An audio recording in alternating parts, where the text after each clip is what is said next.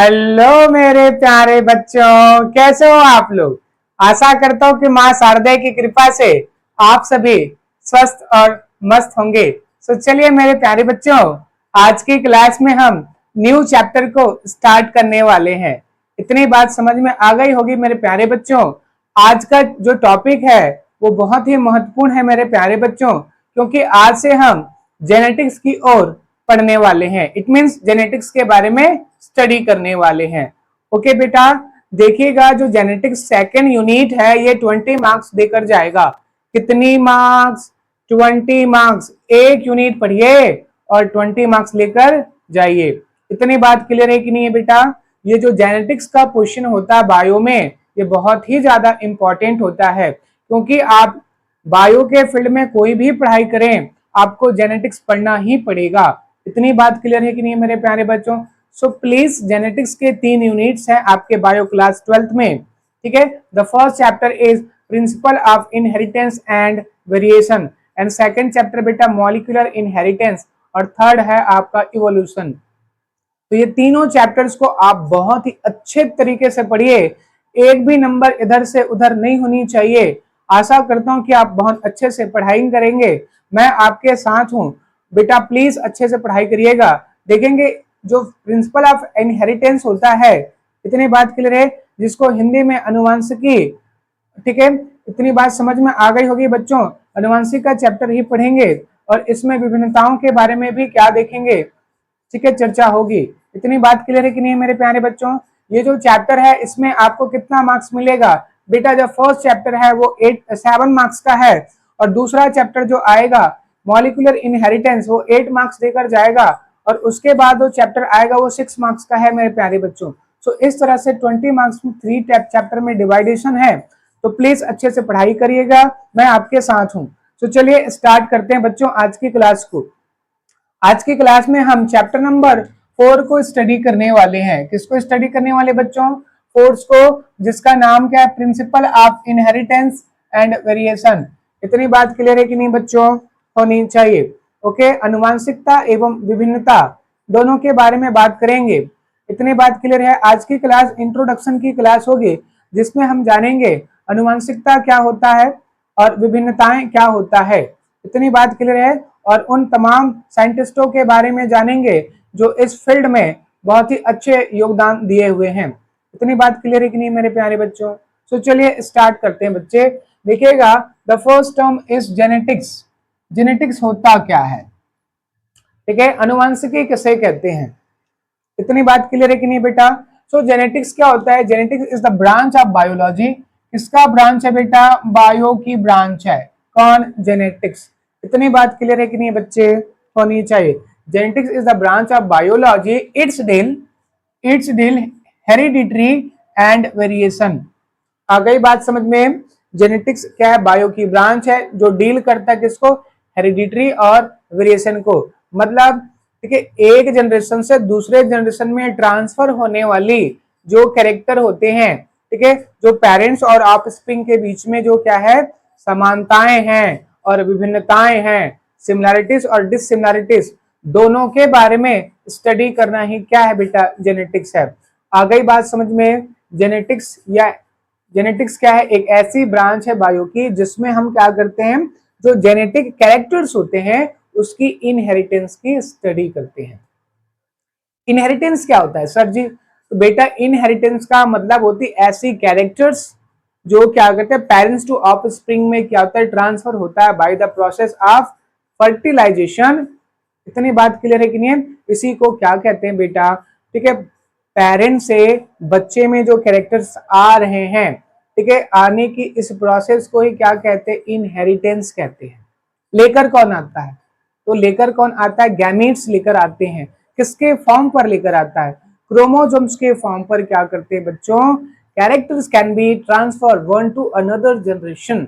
इतनी बात क्लियर है कि नहीं है? फिर से बता रहा हूं, कैरेक्टर को डिलीवरी कौन करेगा? गैमीट्स करते हैं। कौन करते हैं बच्चों? गैमीट्स। गैमीट्स कौन कौन से हो सकते हैं? स्पर्म और एग हो सकता है ह्यूमन की केस पर। ओके, इतनी बात समझ में आनी चाहिए बच्चों। क्लियर है कि नहीं? गैमीट्स क्या करते हैं? कैरेक्टर को कैरी करके लेके आते हैं। एक गैमीट्स के पास में 23 क्रोमोसोम्स होते हैं, तो दूसरे गैमेट के पास में भी 23 क्रोमोसोम्स होते हैं। इस क्रोमोसोम्स पर क्या होते हैं, हमारी कैरेक्टर क्या होते हैं, लगे होते हैं। तो याद रखेंगे कैरेक्टर्स को कैरी कौन कर रहा है, क्रोमोसोम। क्रोमोसोम पर कौन लगे बेटा, डीएनए लगा हुआ है। तो डीएनए क्या करेगा, ठीक है, वो क्या करता है, कैरेक्टर्स को कैरी कर रहा है। डीएनए के छोटे से पार्ट को क्या कहते हैं, जीन कहते हैं। The segments of DNA is known as gene. Okay, so याद रखिएगा, ठीक है। जीन क्या होते हैं, सबसे छोटा लेवल है किसका, जेनेटिक मटेरियल्स का। तो मैं कह सकता हूं कि जीन क्या क्या होता है, रिस्पॉन्सिबल होते हैं जेनेटिक कैरेक्टर को क्या कैरी करने में। इतनी बात क्लियर है। तो जीन ही क्या है, या क्रोमोसोम्स ही क्या है, या डीएनए ही क्या है, जो क्या करते हैं, कैरेक्टर को एक जनरेशन से दूसरे जनरेशन में लेकर आते हैं। ओके, इतनी बात क्लियर हो गई मेरे प्यारे बच्चों। तो देखेंगे हेरिडिटरी का मतलब क्या होता है, transmission of character, transmission of character from parents to progeny. Progeny का मतलब होता है ऑफस्प्रिंग, फर्स्ट जनरेशन या next generation. Okay, by inheritance. Inheritance इस प्रोसेस का नाम है बच्चों। अगर ऐसी प्रोसेस जिसमें कहते हैं character one two another generation में ट्रांसफर हो रहा है, उसी को क्या कहते हैं बेटा, इनहेरिटेंस कहते हैं। और हेरिडिटरी का मतलब क्या होता है, पेरेंट्स टू ऑफस्प्रिंग में जो कहते हैं कैरेक्टर ट्रांसफर हो रहा है, इसी को क्या कहते हैं, हेरिडिटरी मटेरियल्स कह सकते हो। इतनी बात समझ में आ गई होगी, तो आगे चलूं। Now next is variation. आ गई ना बात समझ में। देखिएगा, आप पता है जब भी क्या होता है, किसी का बच्चा होता है तो वो क्या होता है, अपने पेरेंट्स के सिमिलर या अपनी क्या है पूरी वंशज में से किसी न किसी के क्या होते हैं, वो सिमिलर होते हैं। 100% सिमिलर नहीं हो सकता है, बट 80%, 70% उसकी जो फिजिकल बनावट है वो कैसे 90% तक भी क्या हो सकते हैं बच्चों, सेम हो सकते हैं। बट सेम तो होते हैं, लेकिन 100% सेम नहीं होते हैं। कुछ ना कुछ परसेंट क्या होगी, उसमें बदलाव दिखाई देगा, वो अपनी पेरेंट से चेंज दिखाई देगा। इसी बदलाव को, इसी चेंज को बोला जाता है बेटा वेरिएशन। इतनी बात क्लियर है कि नहीं मेरे प्यारे बच्चों, होनी चाहिए। तो सर जी वेरिएशन कैसे आया, बेटा वेरिएशन के लिए दो चीजें रिस्पॉन्सिबल होता है। कितनी चीजें रिस्पॉन्सिबल होगी बेटा, दो। एक होता है जेनेटिक मटेरियल की सीक्वेंस में चेंज या जेनेटिक मटेरियल में चेंज होने से, और दूसरी होती है बेटा कंडीशन चेंज कर देने पर, वातावरण चेंज कर देने पर भी क्या हो सकता है, आपकी बनावट, आपकी बदलाव आ सकते हैं। तो याद रखेंगे, ठीक है, वेरिएशन के लिए रिस्पॉन्सिबल क्या है, क्रोमोसोम्स के नंबर एंड उसके सेगमेंट्स की चेंज होना। सेकंड क्या होता है, आपकी क्या है, कंडीशन चेंज कर देने पर, इन्वायरमेंट चेंज करने पर भी क्या हो सकता है, आप में वेरिएशन दिखाई दे सकता है, बदलाव दिखाई दे सकता है। इतनी बात क्लियर है कि नहीं मेरे प्यारे बच्चों। तो चलिए आगे डिस्कस कर लेते हैं बेटा कुछ ऐसे साइंटिस्ट जिसके बारे में आपको जानना बहुत ज्यादा जरूरी है। ठीक है बेटा, तो देखेंगे the first scientist is Mendel. Mendel, okay बच्चों, याद से अच्छे से याद रख लीजिए, मेंडल मेंडल मेंडल। मेंडल्स क्या बेटा, फादर ऑफ जेनेटिक्स के नाम से जाना जाता है। मेंडल्स को किस नाम से जाना जाता है बच्चों, फादर ऑफ जेनेटिक्स के नाम से जाना जाता है। इट मीन्स अनुवांशिकी के पितामह बोले जाते हैं। किसको, मेंडल्स को। किसको, मेंडल्स को। जॉन ग्रेगर मेंडल्स या जोहान ग्रेगर मेंडल्स के नाम से जाने जाने वाले साइंटिस्ट। ठीक है, किसी बुक में क्या लिखा है आपका, ग्रेगर जोहान मेंडल्स भी लिखा होगा। तो ये सबसे बेस्ट साइंटिस्ट है इस फील्ड का, जिन्होंने बहुत ही ज्यादा टाइम तक एक्सपेरिमेंट किया और पूरी दुनिया में छा गई।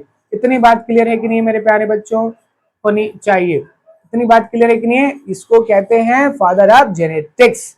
नाउ उसके बाद क्या होता है बेटा, नेक्स्ट है father of experimental genetics. Okay बच्चों, ठीक है, एक्सपेरिमेंट करके किसने जेनेटिक्स को इंप्रूव किया, किसने बेटर एक्सप्लेनेशन दिया, तो याद रखेंगे बेटा उसका नाम है टी.एच. मॉर्गन। क्या नाम है, टी.एच. मॉर्गन। अच्छे से याद रख लेना, ठीक है। इन्होंने लिंकेज के बारे में बहुत अच्छे अच्छे कॉन्सेप्ट दिए हुए हैं। Okay, now next is father of human genetics. Okay बच्चों, ह्यूमंस के जो जीन्स होते हैं उसकी जो क्या होता है, जेनेटिक्स लेवल होता है, इसके बारे में बेटर वे में बताने वाले साइंटिस्ट का नाम क्या है, गैरोड। इतनी बात क्लियर है कि नहीं मेरे प्यारे बच्चों, होनी चाहिए। Okay, now next is father of modern genetics क्या है बेटा?